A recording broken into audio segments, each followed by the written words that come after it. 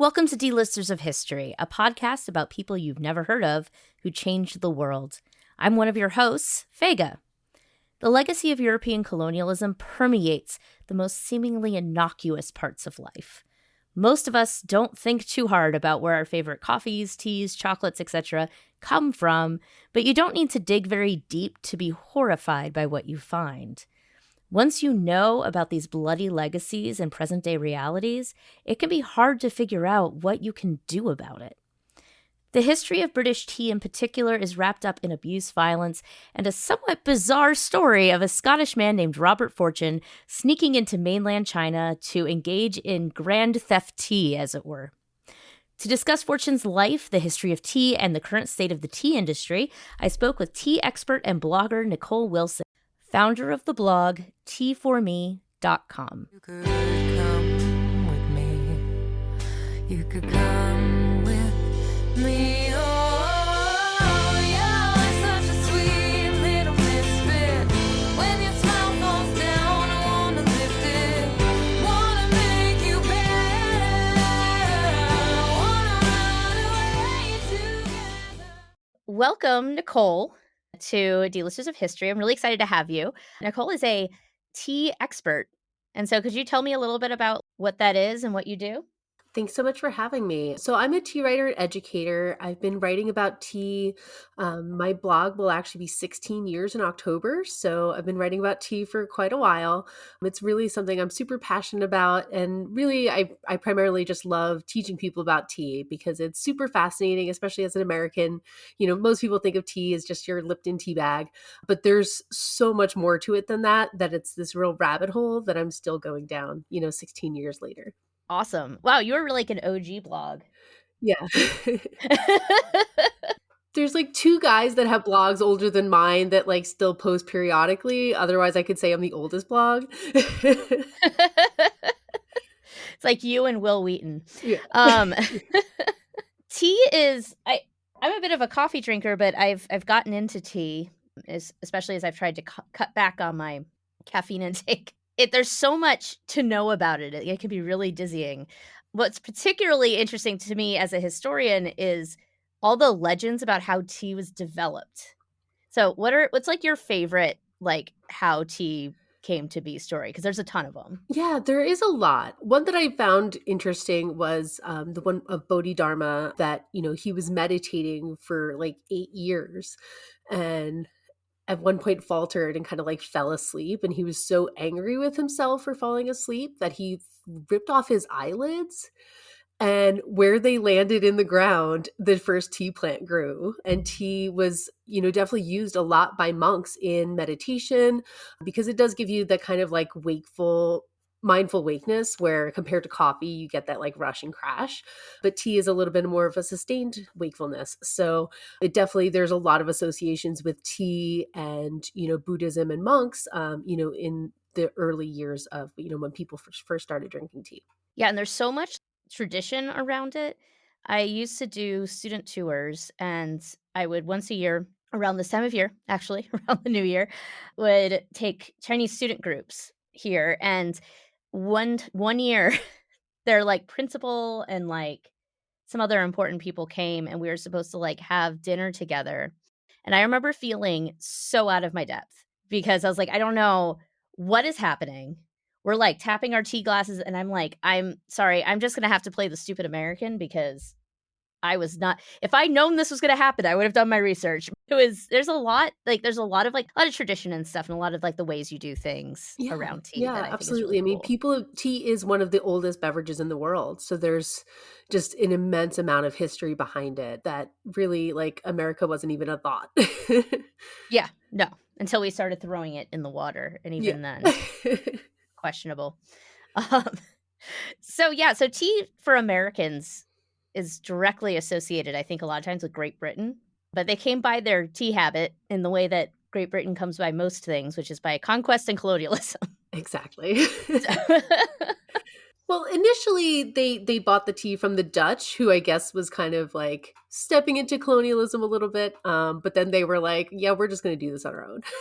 Yeah, well, the British really like to control the market. Hmm. I found that apparently what was like a big moment for tea in Britain was when Catherine of Braganza married Charles II in 1662, and her dowry included a chest of tea and the control of Mumbai, which is such a 17th century thing. Like, my dowry Definitely. includes this city on the other side of the planet.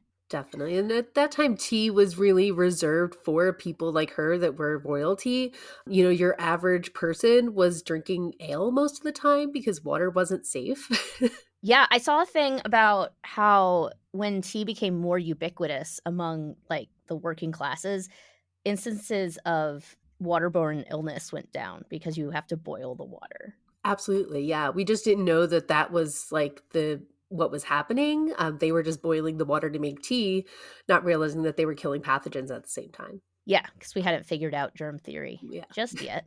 When Mumbai became part of, I guess, Charles II's stuff, the control was eventually passed to the East India Company. East India Company is a joint stock company that became England's representative wielder of colonial power. And I was in a mood when I wrote these in India and the surrounding region. This went as far as like responsibility for government and military force, which I know I've always found really fascinating Yeah. because when I think a company, I'm thinking, like a corporation, and not that corporations don't have a lot of power, like we're in America. Yeah, they do. Yeah. But there's something weird to me about a company having an army. Absolutely. Yeah. It's definitely a very unusual circumstance, I think, for world history for a corporation to really have that much power. Yeah, it's almost like dystopian, except it was in the past. Yeah, so the best tea though was pretty much exclusively grown in China at the time, along with other specialty goods like silk and porcelain. And England had a huge trade deficit with China because of all this. China's an interesting one in sort of the history of colonialism because they worked really hard to try to keep their independence for a really long time. Not that other places didn't, but I guess China was more successful for longer, I guess was what one might say. And they knew what they had, and they didn't want to let go of it. But as opium became popular across China, that trade deficit swapped because opium was coming from India, and at the time, Britain had colonized India at that point. So they were making lots of money off of the opium trade. So the Chinese government tried to make opium illegal because opium is like bad for you. I mean, they were worried about the trade deficit, but I think they were also worried about the populace somewhat. Like, opium dens are a thing. Like, Yeah, absolutely. I mean, they basically, Britain really didn't have anything of value to trade China because they had all the things everyone else wanted, yep, so they were trading silver, which, they didn't see as a good deal, but basically they created a nation of drug addicts, that it was really not a great time, I would imagine, for, China at the time. And that's really what led to the Opium Wars that, yeah, basically China, there was a general who burned a shipment of opium, very like, Boston Tea Party style, just was like, yeah. this can't stand. And they burned it. And that's what turned into, the first Opium War. And kind of in between that first and second Opium War is when Britain was like, well, we're just going to take tea then. I mean, yeah. So just for people so they know the timing, first Opium War gets started in 1839. The Chinese government, they didn't just burn down that one ship. They like seized all these like pseudo government entities that were called factories that had opium in Canton, and they were just like, we're not doing this. We're done with this opium business. But Britain did what they do best, which is govern by the point of the sword, and they won the first Opium War. And this was 1842, and you had the Treaty of Nanjing, which, among other things, ceded Hong Kong to Britain, which is interesting because that just finally went back not that long ago. Yeah, it's super recent, which is like Yeah, really fascinating. Definitely. I remember as a kid learning about the first Opium War and thinking, "Oh, that's going to happen in my lifetime." And it's been just as complicated as I thought it was going to be.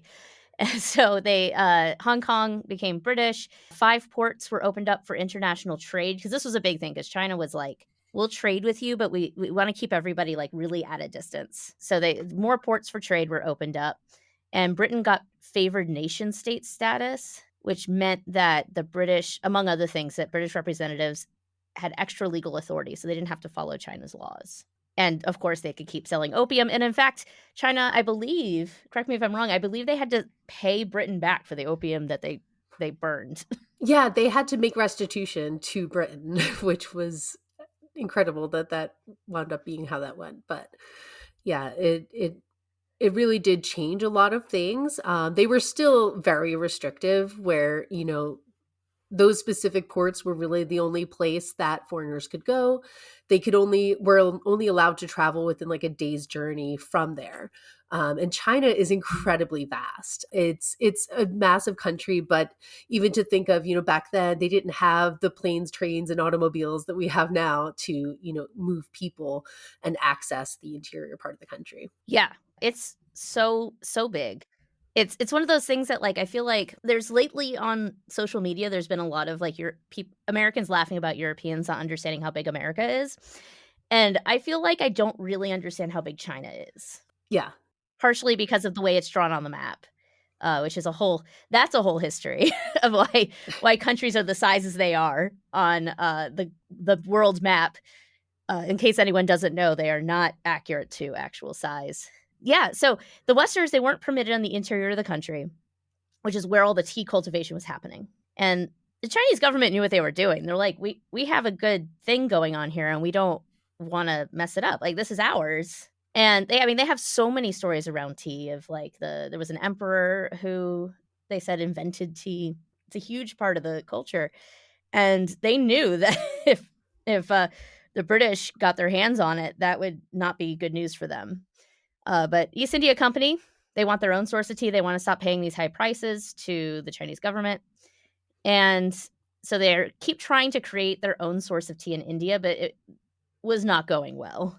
Are you able to talk a little bit about like what goes into tea cultivation? I promise we're getting to the person. I just want to make sure we have all this background Yeah, stuff. so tea is it's a camellia. So it's actually related to like camellias that you might use in like your garden on your front lawn, but not all of them taste good. It just happens that the one that's used for tea does taste good when it's processed the right way. Tea really likes to grow generally higher elevations is kind of where the best tea comes from. So the East India Tea Company first started growing tea. They were mostly based in Assam, where tea was already growing. Basically, southern India is not that far from the very far west of China. Plants don't know boundaries and, things that we set up. Plants already naturally migrated from, Yunnan in China and Myanmar over to Assam in India. It's a much different environment there where it's very, very hot. And the tea plant itself has two main varieties. There's Camellia sinensis, and sinensis basically just means Chinese, and then Camellia sinensis assamica. And so the assamica variety has bigger leaves and really prefers that hot, humid, almost jungle-like environment. The problem is that plant really won't grow anywhere that doesn't have that kind of, environment around it. So, when they were trying to expand the tea industry to other parts of India, they just weren't working very well. So that was why the British basically colonized an area of India called Darjeeling, which they were using as a hill station. It's up in the Himalayas. It's very cool compared to a place like Assam. So the soldiers would kind of go up there for a little vacation to get a break from the heat. And that was where they ultimately were trying to establish tea because it had a similar climate to a lot of the places in China where tea already grows. As I understand it, the original Assam variety, the British public didn't like very much either. Like, it was more bitter. Yeah, which is interesting because that's actually the type that they kind of prefer now. Yeah. That the tea consumption has definitely changed over time, but yeah. Yeah, absolutely. Use the words like monkey bars, climb up onto the R's and the B's, and when you reach the top, relief.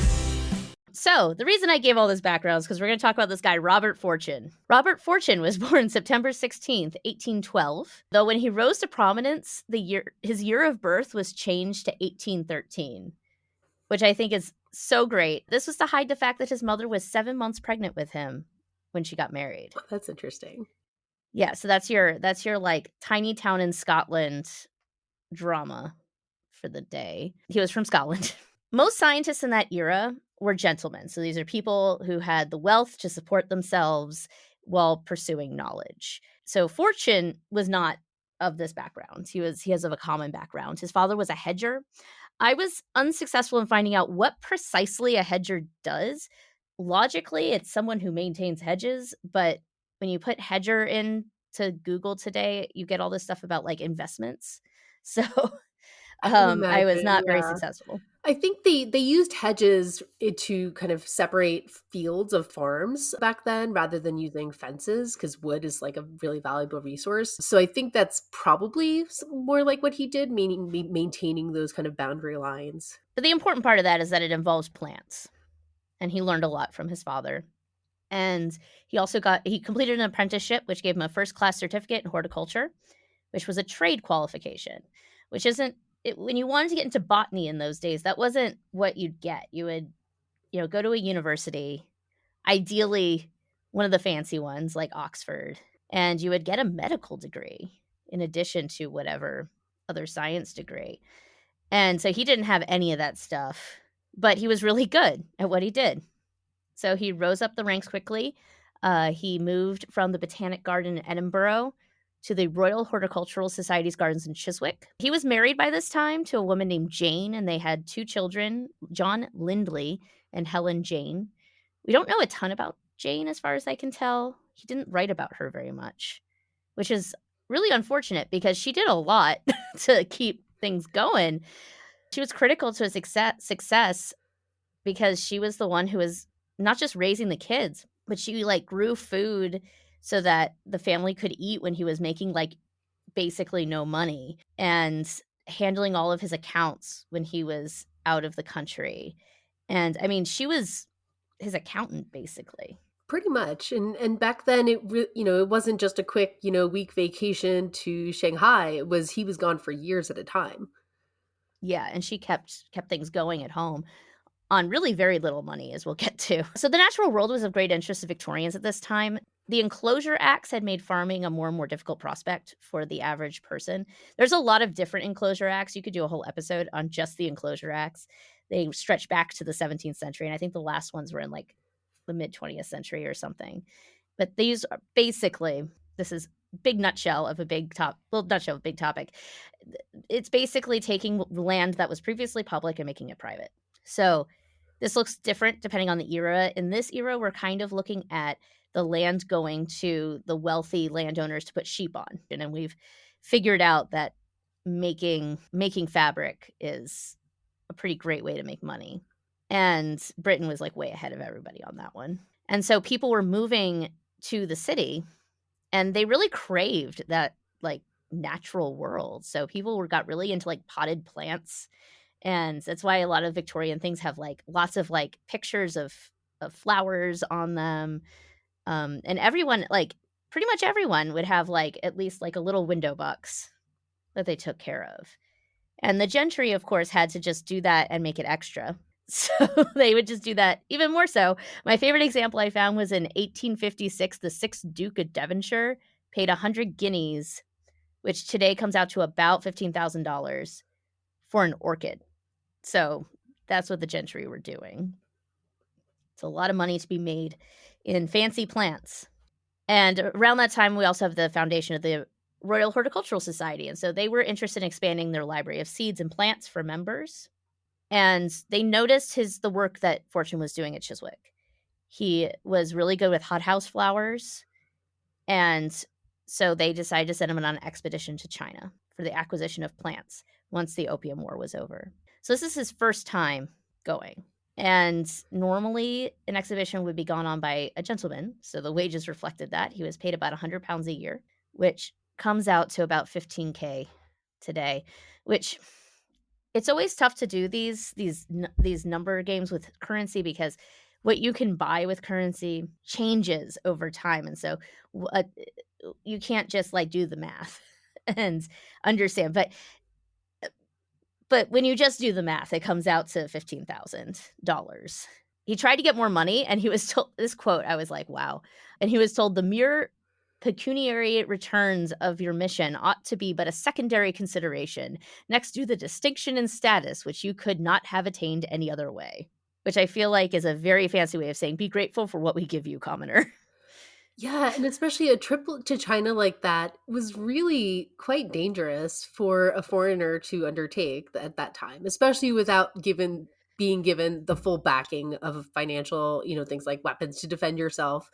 He really was putting everything on the line. Yeah, like, he did get them to provide weapons eventually, but that was, like, a fight because a gentleman would have just had his own weapons to bring with him.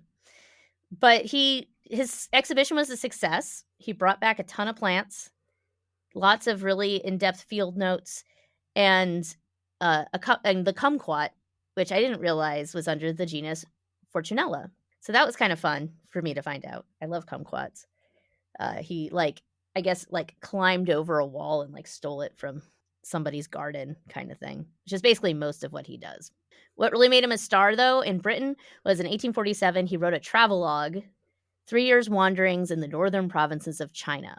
And if there's anything Victorians love more than fancy plants, it was an adventure story about a white guy making his way through some colonized land with only his wits and a large number of paid local assistants helping him out. So that really got him very it's a wild story. He gets, like, waylaid by pirates at various points, which, according to his account, which is the only account we have, he was, like, instrumental in saving the day in a way that is I'm a little skeptical of, Absolutely. personally. Yeah, there's definitely some like consensus now that those journals may have been embellished a bit. As you mentioned, he was the only person there that could share his side of the story. So, a Scottish farm boy might as well, make it sound like he's the hero. Yeah, there's a lot of especially, like, the pirate story, there's a lot of, like, everybody else was cowering in the corner, and I'm like, I feel like they've probably interacted with pirates before. This isn't like, pirates on the rivers of China was a pretty typical thing. I don't think people were, like, surprised.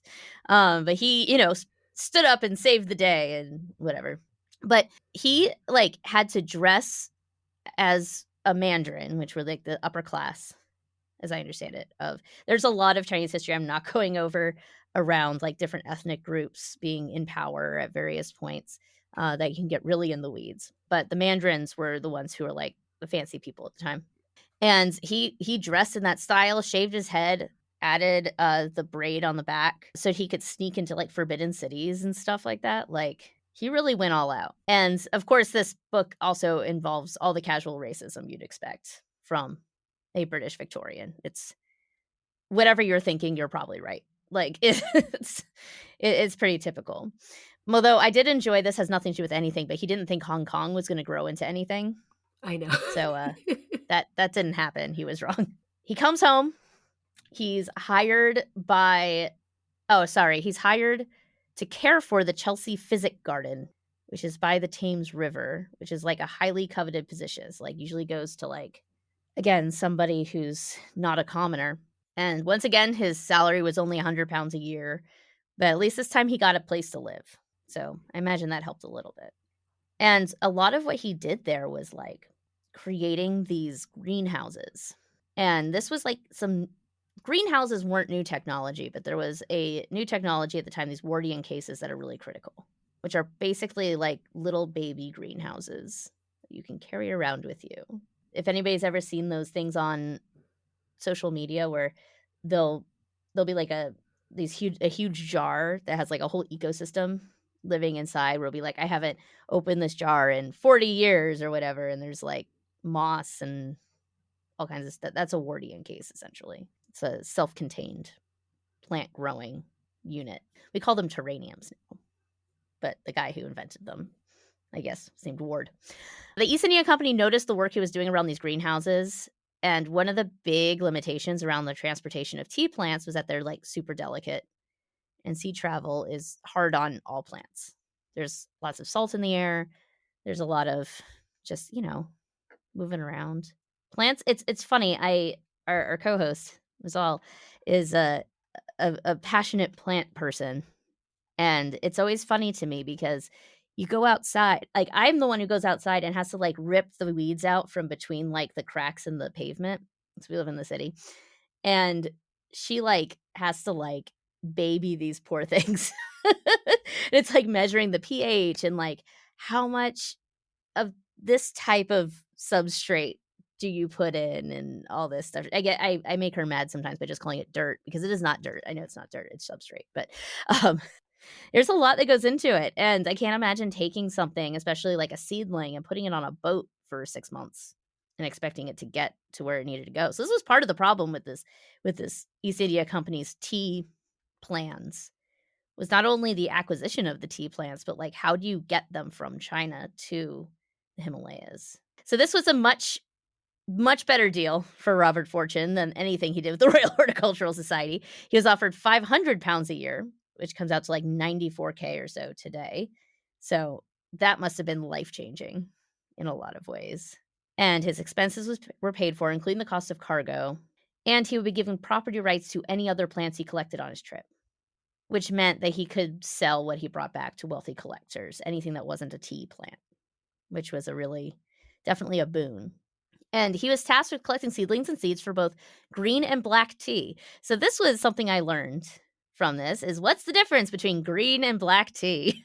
So he was actually the first to discover, when you're just seeing the final product, everyone assumed that green tea and black tea were different things.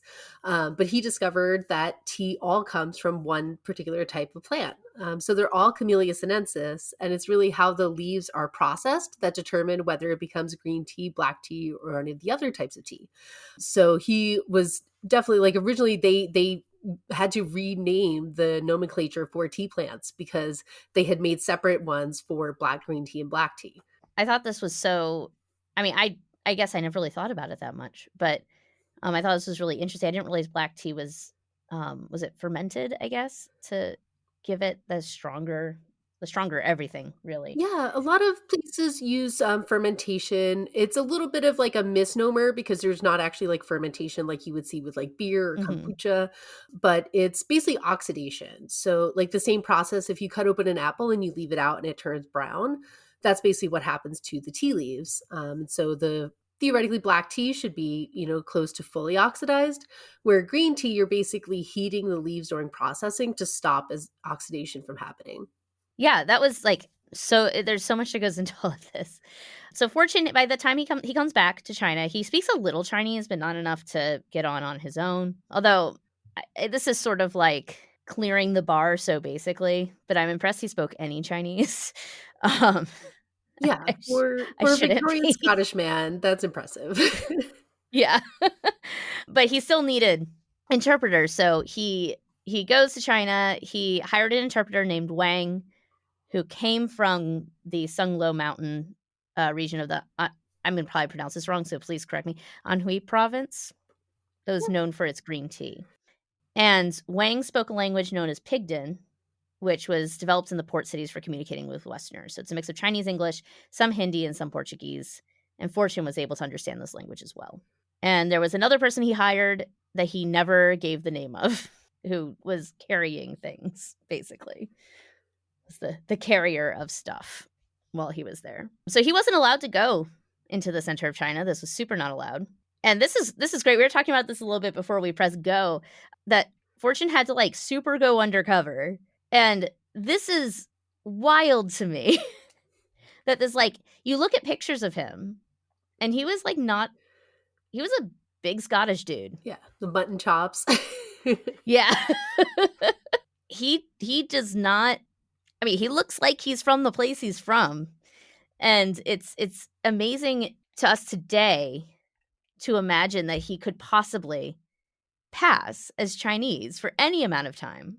But part of this whole thing of not allowing Westerners, or anyone really, any foreigners, into the center of China meant that people, and also because China's so vast and some areas were difficult, like getting to this green tea region wasn't, I mean, it wasn't like easy, but it wasn't that difficult in comparison to other places. But there were people who were really isolated and never met anybody who wasn't from their region. So if you told them that he was from the north, They were like, okay, I guess that's what people look like from the north. It's still wild to me, though, that he got away with this. So he travels to the center of China. He dresses up, all that. He goes to Anhui and Zhejiang, I think, in search of this green tea. Tons of cultural issues with Wang. How a lot of these interpreters made money was by basically just padding prices. And there was just a lot of he clearly did not understand the idea of marking up things that I think today we just take for granted. Like, yeah, Wang's not doing this out of the goodness of his heart. He's here to make money. I was a little skeptical of there's a lot of the story about Wang really kind of overstepping a lot of this stuff, and I have to admit I'm a little skeptical of it. For that same reason we said before of we only have Fortune's perspective. And it just feels like I'd like to know both sides before I made a judgment call on who was wrong on this particular issue. But he also didn't understand the concept of saving face, which is still something that's very different between a lot of European cultures and a lot of Asian cultures. And so he gets out there, he gets a bunch of tea. And how did he get this tea? Because this was interesting to me how he acquired the tea. Yeah, so part of it was basically just bribing people. He was kind of posing as this very affluent merchant. So, in addition to tea plants and tea seeds, he also needed to bring people, because you can just have the plant, but you have to know actually how to turn it into the finished product to be able to actually make tea yourself. It's a lot harder than it looks, even as a person who knows a lot about tea. I have attempted, and it's very, very difficult to really get it to actually taste as good as something you might buy, from a store. So he really just, presented himself as, offering adventure to these people, saying, come with me and we'll make tea. And, so they brought workers from China, in addition to the plants and the seeds. Yeah, and he made a really big discovery about green tea. Not just that green tea and black tea are the same plant. He made another really big discovery about green tea while he was there, because he was also trying to learn as much as he could outside of just bringing people about the process. So he went to a green tea factory, and he found out that the practice we have today of trying to make things look pretty is not new. So I don't know if you want to talk about what he found out about green tea. Yeah, so green tea is not super shelf stable. When you buy it, you should really drink it within the year, because it will start to lose its flavor, its character, and it'll start to oxidize. So it just won't actually look green anymore, which is pretty unappetizing if what you want is green tea. So they were actually adding a blue powder to the tea to give it this very green, fresh appearance, so that by the time it made that journey overseas all the way to England, it would look as green as people expected it to be. And so super not great to just add chemicals to your tea for color purposes, and it was definitely... It's an interesting thing, though, because later on, when Japan started making tea, they actually had to start adding the blue powder because people demanded it. So it's a little bit of we want it, but don't we? Yeah, I think of this sort of as very similar to you go to the grocery store now and all the apples look perfect, right? You don't have any weird misshapen apples. And people say that they don't want the bad things that go along with that, but then people don't buy the weird misshapen apples. Exactly. When there's other ones. So this is kind of like that too. So they're also putting plaster in it and gypsum, which can be poisonous in large amounts, but you'd have to drink a lot of this tea, I think, to have had a negative impact. But that made that discovery probably paid for his trip several times over, because now the East India Company could claim that the Chinese were doctoring the tea. Absolutely. As they really built up their tea production, they coined a term called empire tea, that, they were really pushing that concept of that empire tea is safest. That was definitely a big part of their marketing campaign for that. Yeah, they presented it at Fortune stole some of the powder and stuff and put it on display at the London Great Exhibition of 1851. They really used this to its maximum they could. So he gets all this tea. He like bribes people. There's like, I did enjoy some of the stories of him like bribing children to be like, I'm looking for this thing. Mhm. Where have you seen it? You know, and like climbing into people's yards and stuff. Like, it's just like, when I was doing my research, I found a book that claimed that Fortune had not stolen the tea. And I was like, I'm no. Like, Even today, like Monsanto will sue someone for reproducing their corn. Like people yeah. have always been very protective of their products. Yeah, understandably. Yeah, So he goes back to Shanghai and he has to like plant these seedlings and make them grown enough to survive the transport to India. And he also has to figure out how to send these seeds. And so he creates a bunch of Wardian cases, he puts the seedlings in them, and he packed the seeds in a variety of different materials. There was like rice ash and there was like just pieces of like fabric and things. And he sent them all off on different ships. Well, the seeds were on different ships. The seedlings were all on the one. And sends them off. He stays with them until Hong Kong. He sends them off to Calcutta. But for some reason, the ship does not go to Calcutta. It went to Sri Lanka first, causing the shipment to be months late.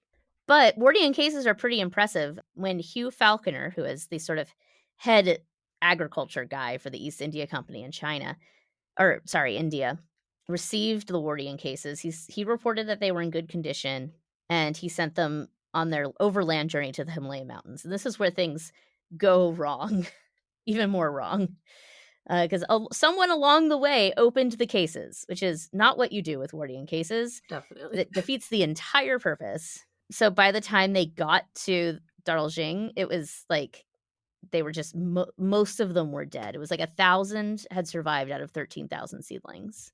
And on top of that, the guy who was there, William Jameson, he ran the botanical outpost there, and he was a Nepo baby. He got the job because like his uncle knew Charles Darwin. And he had absolutely no idea what he was doing, but had very strong convictions about how things should be done. And it seemed like he's a good example, I feel like, of the Dunning-Kruger effect of like the less you know, the more you think you know. So he like went on this whole thing about how these Wardian cases were like not the way to do it. And he like wrote this whole thing to Fortune being like, this is how you should send stuff, which is cute. Because like while this wasn't successful, Fortune was like the expert in the transportation of plants at this point.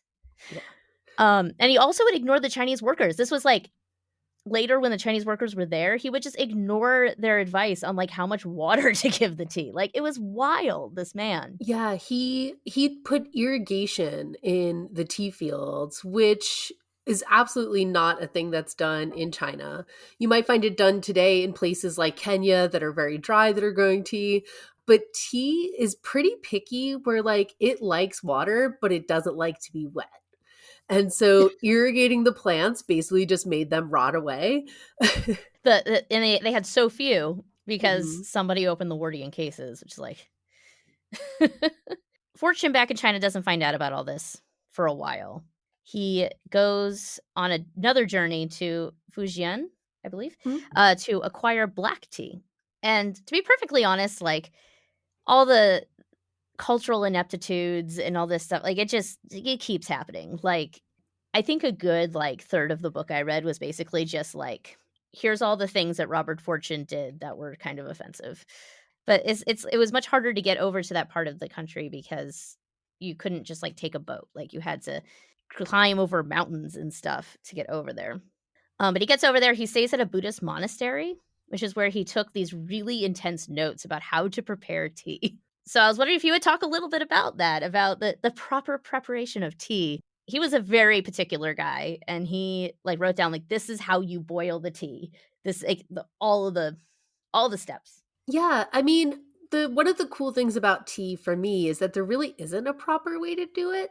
The way that tea has been consumed has changed so much over time and evolved with different cultures. When people first started making tea and using it as a beverage, it was really more like a soup. So they would put like onions and spices and all kinds of other stuff in it. I want onion tea. Yeah. Eventually it did become this kind of like elitist thing, but they were grinding the tea into a powder. So the leaves were actually pressed into a cake, and then they would break a piece off and grind it into a powder and then whisk it. That was kind of like during the Song Dynasty, you had these like really intense tea competitions. And that's actually how like matcha, which is a tea from Japan, that was originally kind of like where that style of tea came from. That they then kind of made into their own. And then it was after that that they went back to loose leaf tea. And so there's just so many different iterations of tea because it's older than really living memory basically, that I always say there really isn't a right way to do it because there's literally been every way possible. This might take us on a tangent, but I just remembered in this is just very me, but I found out about this on NPR. But apparently there was some drama online about putting salt in your tea. Yeah, there's an American scientist who wrote a book on like the chemistry of tea, and she had said that you should add like a small pinch of of salt to your tea to make it less bitter. All of us tea people, of course, were like, well, if you make it like in the way that it, the which is kind of almost the opposite of what I just said in a way, but if you make it correctly, like you're not, over steeping it, you're not using Mhm. too much tea or water that's too hot, depending on the type of tea. It really shouldn't be bitter, like to where you are uncomfortable to drink it, that you have to add salt. But culturally, like in the Himalayas in Tibet, they make tea with salt every day. That's their way of Oh, making wow. tea. They mix the tea with yak butter and salt, and that's really their kind of like sustenance for the day because their area doesn't have a lot of vegetation. So, they really get a lot of their sustenance from tea by mixing it with butter and salt that way. Which was kind of like the inspiration, like people were doing the whole thing of adding like Irish butter to their coffee. Oh, okay. Yeah, like the bulletproof coffee. If that was kind of like the inspiration for it. I was wondering, especially because right now Starbucks has been doing this olive oil and coffee thing, and I just cannot wrap my brain around it. There's just too Same. many steps between how I interact with coffee now and coffee with olive oil in it for me. Yeah, yeah, absolutely. And I heard they did a test in Italy and it kind of acted as a laxative. So I don't know if that's such a safe coffee to That was my drink. first thought, I'll be honest, when I saw the sign. I was like, this feels like maybe not the wisest decision." But I don't know. I am not a coffee expert.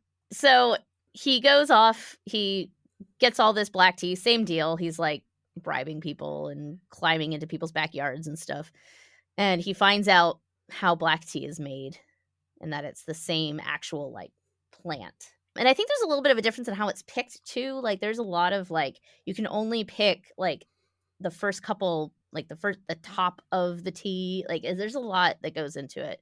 You can't just, like, take all the leaves off, they aren't all good.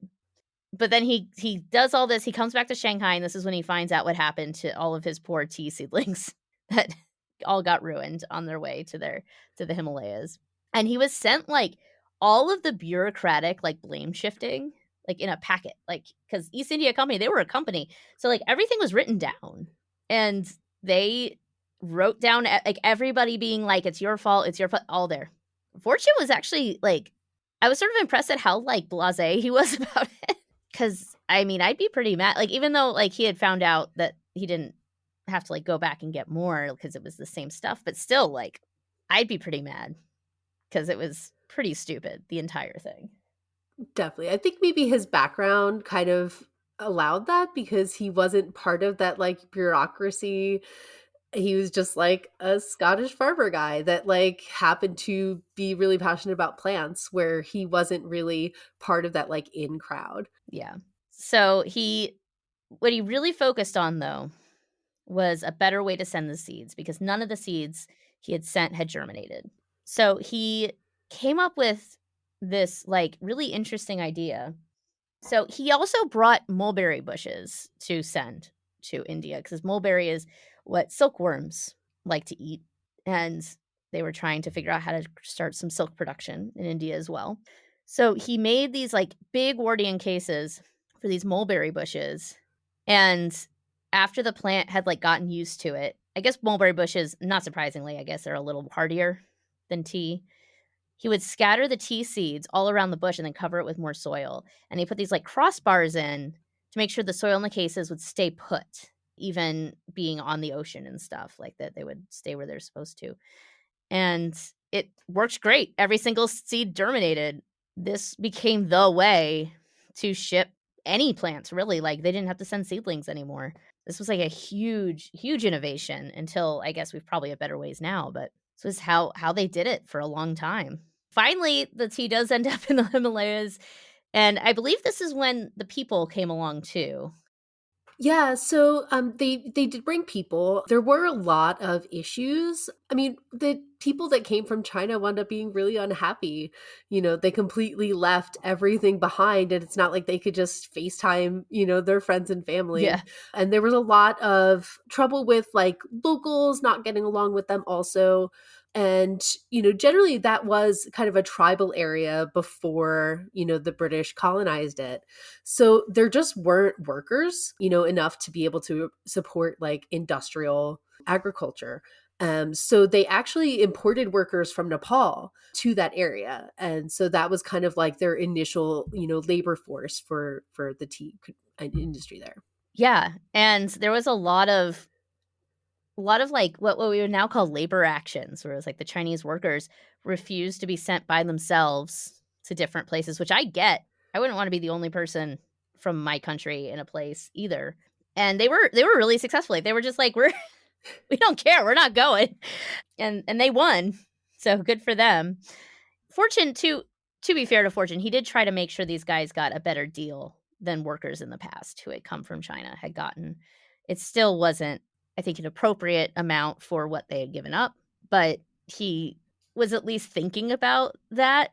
So that's something. He also thought it was very funny how upset everyone was to leave China, which is like, is this really that hard for you to understand, sir? It's pretty obvious. But they did bring the folks over, and this is like the beginning, as I understand it, of the Indian tea industry. And you get all these hybrids and stuff. Yeah, so like they started the industry primarily with the Camellia sinensis plants that Robert Fortune had brought over. But over time, tea has different cultivars, and each plant can have different, varieties that you might want to, or qualities to it that you might want to kind of keep. So they did start hybridizing the Assamica from, southern India and Assam with the Camellia sinensis plants. And so those are really kind of like very specific to the Darjeeling area, where the hybrid of those two varieties tends to do really well. Yeah, and this is like, I guess I never really, this is one of those things you just don't necessarily think about. I hadn't really thought about that Darjeeling was like a place that the tea had come from. And I definitely didn't know that it was that this hybrid from this like weird like Ocean's 11 tea heist um sort of thing. Yeah, and Fortune at that point, he's got things pretty well made. He continued traveling in the region for the rest of his career. He like went to Japan at one point, wrote tons of books about his travels, and he died in 1880 in London. He's buried in Brompton Cemetery. And what I think is sort of what is interesting about Robert Fortune, well, his story really, less than him, is the I'm trying to find the right words for this. It's the fact that like it's sort of let the cat out of the bag, right? Like China was really the only place you could get good tea.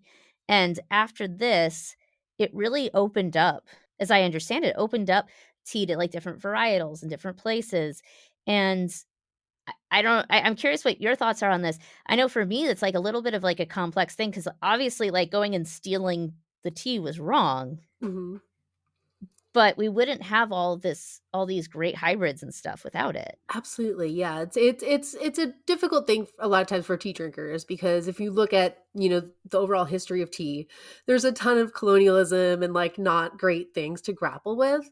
But we also, as you said, things like, you just wouldn't have the teas that we all know and love to drink if tea had just stayed within China. So it really, the British, as they kind of went around the world collecting countries, they brought tea with them. So places like Sri Lanka, Ceylon tea is something that is very, very popular in, like for people in England as well as lots of other places. And Ceylon is what Sri Lanka was called when Britain owned it. They gained their independence, but they still do produce tea. And they actually kept the name Ceylon because people know it so well that they're like, nobody will buy the tea if we just call it Sri Lankan tea. Yeah, and it's this it is this, and I grapple with this usually more around things like slavery and so forth, so I do more social history of being able to balance the good and the bad. But this just feels a little different because it's, like, literally theft. It just this was what Britain did, they went in and they decided this is mine, there's this part of me that's, like, modern person is like, "Couldn't you just, like, have traded for all this stuff?" Like Definitely, yeah. It makes me feel a little bit better drinking Darjeeling now that, they gained their independence and, mhm, most plantations are owned by Indian companies, they're not colonized per se anymore. We definitely still have some ramifications of their well, sure. systems though, especially like say somewhere like Darjeeling, the people who work on the plantations live on the plantation and everything is provided for them by the plantation, which is that really anything different than a plantation, you know? Right. 'Cause then, like, if you wanna leave, you're losing everything. Yeah, absolutely. So, actually, I'm gonna find out now how you pronounce the name of this company. Is it Twinnings or Oh, Twinings, Twinings? yeah. Twinings, okay. Mhm. So, Twinings, I found out through a sort of literally from a TikTok. I was like, "What?" That they actually are really upfront about the frankly bloody history of tea on their website. Like, they don't bury it. It's just there Yeah, in a way that I found really impressive that, like because it's like you can't go back and change it. And I don't know what they've done financially to make restitution, if anything, but it's definitely a step to just have it on your homepage that, like, "Yeah, we had an army and we, like, killed a lot of people." yeah, no, it's definitely, I think, refreshing and something that the tea industry is really starting to do more and more because it's things like that are not necessarily common knowledge, but it definitely, I think it's important to at least say, yes, this happened, but we're not doing that anymore. It's just very, very important, I think. Yeah, and I think this just gets into a lot of just, like, what is a conversation in so many industries now of how do you grapple with this? Because you don't like, you're not gonna just, like, say, "I'm not gonna produce these hybrids anymore." Like, that doesn't make any sense. It doesn't make sense to, like, say, "Okay, Sri Lanka, you can't do that anymore. That's the British messed that up. You're done." Um, yeah, and it's really the big question. I don't think anybody has an answer. I'm sure lots of people have answers, but I think if you look at it with any nuance, it's hard to come up with an answer for what is to be done about this sort of history. Absolutely. For me, I really try to support like smallholders that are people from that place that, they grew up around tea.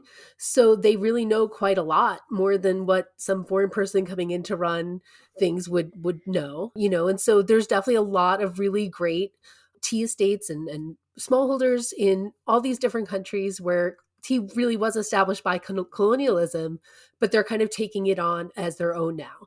And I find that's really kind of where I try to spend my tea dollars, rather than like say a big company that's still running, these large plantations that definitely, there's no way it could be entirely ethical. Yeah. I'm curious, does tea have like something people can look out for, like an accepted standard, for places that like are less likely to have human rights violations and things like that? So that's a little bit of a tough thing. Like in many industries, there's lots of different certifications like Fair Trade Alliance or different things like that. The trouble with certifications is they cost a lot of money, and those systems do still have, potential for corruption. Like technically, the living conditions in Darjeeling meet fair trade requirements because things like housing are counted as part of their salary. So they're not paid like the actual full, like what the money salary would be, but they're provided with other things. But you also need money to live too. Yeah. So it's definitely a tough one. There isn't necessarily like one certification that everyone has agreed like that's the one that like everything under that is good. Yeah, but it sounds like this conversation is happening in the tea world. So like where could people go if they're like, "Okay, I wanna make sure all my tea is as ethically made as possible. Like, how do people find that Yeah. out? I really recommend looking for companies where they tell you where the tea comes from. You want to know who made it, when it was made. So much of, like, say, if you go to the typical American grocery store, everything just says black tea. There's no other information provided, which is incredible because literally everything else in the store tells you everything that you need to know about it. Except for tea. You know, even in coffee, if you look at your K cups, they're like, it came from this farm in Colombia, you know, like they're very specific. So I think for tea, it's really, really important to know where your tea comes from, who makes it. I tend to try to support companies that buy their tea directly from the producers versus, like, the longer your supply chain gets, the harder it is to control and know where your product is coming from and that it is ethical. So I think really finding, like, the shortest supply chain that you can is a really good way of knowing that you're supporting the right people. And I think that's a good rule of thumb for most things. Definitely. Is the shorter the supply chain, the more likely you actually know what's happening. Yeah. So thank you so much for coming and chatting with me about tea. This was like, I didn't know about this guy, and this was really fun to learn about him. Plug your stuff. Yeah. Where can So people can find you? I definitely would say, like, anybody who's super interested in Robert Fortune, his particular journals are really kind of boring. But there is a really great book written by Sarah Rose called All the Tea in China, where she basically turned it all into, like, a narrative fiction, much more like actiony and interesting than kind of his own personal writings can be. But if anybody's She read his journal, so you don't have to. Exactly, yeah, basically. But if anybody would like to learn more about tea, you can find me at teaformeplease.com. Pretty much anywhere on social media is at Tea For Me Please, except for TikTok. I'm the real Tea For Me Please because someone took my name there. That's rude. Right. But yeah, thank you so much for having me. This was super fun. I'm glad you enjoyed it. Enjoyed having you. Thank you so much for listening to D-Listers of History. If you enjoyed yourself, be sure to subscribe and drop us a review on whatever platform you listen on. We are a weekly podcast. Next Monday, February 26th, we will release a sidebar episode where we will discuss the history of some sort of current event that's going on. Our next full episode will drop Monday, March 4th. Our new co-host, Mazal, and I will finally get to sit down and record together. We will be discussing the 18th century Black composer, the Chevalier de Saint-Georges. He was a contemporary of Mozart and Haydn, but his career arguably shone brighter than either man, even if history hasn't exactly been kind to him. To follow us, head to our website, dlistersofhistory.com, no hyphens. You can find our social media profiles. We're going to have a newsletter soon, so you can sign up for that there. Really, anything you want, you can probably find on our website. A huge thank you to our Patreon members. We couldn't do this without you, and we just appreciate you so very much. Now for an episode-relevant audio drop. Hey, Twinnings, a lot of other teas seem to be cults. You're not a cult, are you? No, we were just founded by a guy named Thomas Twinning. He just really liked tea. That is so good to hear. You guys didn't do anything horrific, did you? Oh, by the way, when were you founded? Oh, 1706. Oh, no. That time period almost always comes with really bad things. You guys weren't, like, directly related to any of it, were you? Well, actually, fun fact that's less fun, one of our directors also became the director of the East India Company, and he may have also owned shares in the Royal African Company. Well, we've all heard of the East India Company. For a trading company, weird that you guys had 260,000 soldiers at its peak.